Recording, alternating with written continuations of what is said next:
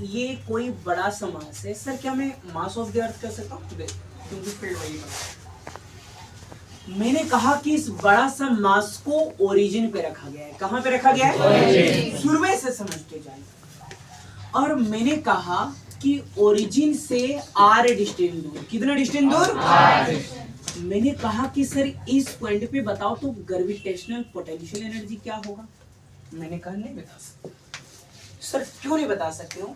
क्योंकि मुझे पता है कि जो फील्ड बनता है ना, ये फील्ड वो मैंने लिखाया था आपको कि वो फील्ड कहां तक एक्सटेंड होता है? इंफिनिटी। मैंने कहा कि बड़ा सा मास जिससे ओरिजिन पे रखा गया है, ओरिजिन से आर डिस्टेंस दूर इस पॉइंट पे पोटेंशियल एनर्जी क्या होगा? मैंने कहा नहीं देंगे। कह नहीं दोगे सर? क्योंकि मुझे इतने बातें पता है कि वो फील्ड इनफाइनाइट तक एक्सटेंड होता है। इसका मतलब ये हुआ कि स्मॉल मास मेरे किस जगह पे है? इनफाइनाइट। कहां पे है? इनफाइनाइट। मेरे पास मैंने कहा सर पी पॉइंट पे बताओ ना ग्रेविटेशनल पोटेंशियल एनर्जी क्या होगा? मैंने कहा यार इस पॉइंट पे तब तो निकालोगे जब स्मॉल मास होना चाहिए, जबकि स्मॉल मास किस पॉइंट पे है? इनफाइनाइट। आने इस पॉइंट पे तब मिलेगा एनर्जी जब स्मॉल बॉडी होना चाहिए, जबकि स्मॉल मास होना चाहिए, जबकि स्मॉल मास पी से इनफाइनाइट दूरी पे है। किस दूरी पे है? इनफाइनाइट दूरी पे। इस इनफाइनाइट दूरी पे है मेरा स्मॉल मास। कौन सा मास बच्चा? Small mass. Small mass. मैंने कहा सर अब तो ये भी मिल गया, अब दे दो ग्रेविटेशनल पोटेंशियल एनर्जी। नहीं, मैंने वो नहीं कहा था, मैंने आपसे ये कहा था कि इस पॉइंट पे ग्रेविटेशनल पोटेंशियल एनर्जी क्या होगा। तो आपने कहा कि सर यहां पे तब ना मिलेगा जब स्मॉल मास होना चाहिए, जबकि स्मॉल मास पी से कितने दूरी पे है? इनफाइनाइट। तो सर इनफाइनाइट से स्मॉल मास को लाओगे कैसे? क्योंकि जब तक लाओगे नहीं तब तक एनर्जी मिलेगा कैसे? सर बड़ा मास को मैंने ओरिजिन पे रखा, ओरिजिन से आर डिस्टेंस दूर इस पॉइंट पे मैंने कहा पोटेंशियल एनर्जी क्या होगा? आपने कहा नहीं मिलेगा। काहे नहीं मिलेगा? क्योंकि पी से इनफाइनाइट दूरी पे है स्मॉल मास। तो सर ले आओ ना, इनफाइनाइट से ले आओ। इनफाइनाइट से ले आओ मतलब स्टार से। मान लो सर स्टार जो है वो इनफाइनाइट दूरी पे है और उस स्टार को मुझे लाना है। सर पॉसिबल नहीं है।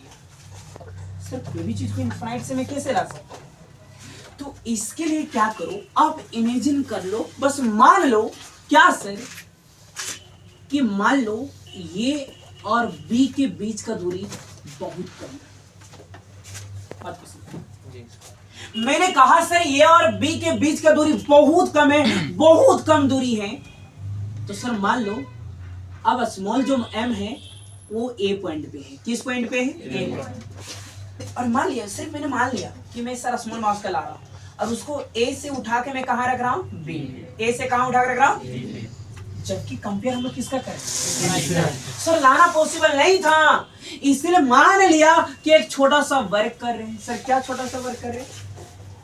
कि स्मॉल मास को m से उठा के कहां पे रखना है? बी। सर ये और बी का दूरी बहुत कम है, बहुत कम है, वेरी वेरी स्मॉल डिस्टेंस, बहुत कम। अगर ये से बी का दूरी अगर कम है तो होने वाली वर्कडन भी स्मॉल होगा। होने वाली वर्कडन भी क्या होगा? स्मॉल। अब मुझे बताओ सर ये बड़ा मास और ये मेरा कैसा मास है? छोटा मास। और दोनों मास का सेंटर टू सेंटर डिस्टेंस मैंने क्या ले लिया? क्या मान लिया? x। पहले सर आप लोग क्या लेते थे? एक मास को f1 मानते थे और दूसरा मास f2। और सेंटर टू सेंटर डिस्टेंस क्या लेते थे? ग्रेविटेशनल फोर्स क्या? F। अरे वो तब था, पर अब नहीं है। अब बड़ा मास और छोटा मास के बच के सिर्फ डिस्टेंस मैंने क्या रखा? x।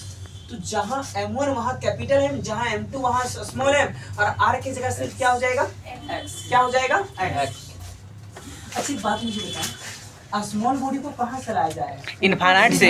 नहीं वही वाला बताओ, ऊपर से नीचे लाया जा रहा है या नीचे से ऊपर? ऊपर से नीचे। तो ग्रेविटी फोर्स कहां लग रहा है? नीचे। पूछेंगे है ना? सुनना, स्टार को मान लीजिए सर मैं नीचे ला रहा, अगर वो नीचे रहा तो ग्रेविटी फोर्स कहां लगा? नीचे। अगर अब वो नीचे रहा है तो उसका डिस्प्लेसमेंट भी कहां होगा? नीचे। अरे आए देखो अभी मार कर हम गए, चलो चलो नीचे चलो, तो ये जो आ रहा है वो फोर्स की वजह से आ रहा है, ग्रेविटी फोर्स। तो ग्रेविटी फोर्स कहाँ लग रहा है? नीचे। तो इसका डिस्प्लेसमेंट भी कहाँ होगा? नीचे। कहीं जरूरत पड़ेगा तक में हम पूछेंगे। हाँ,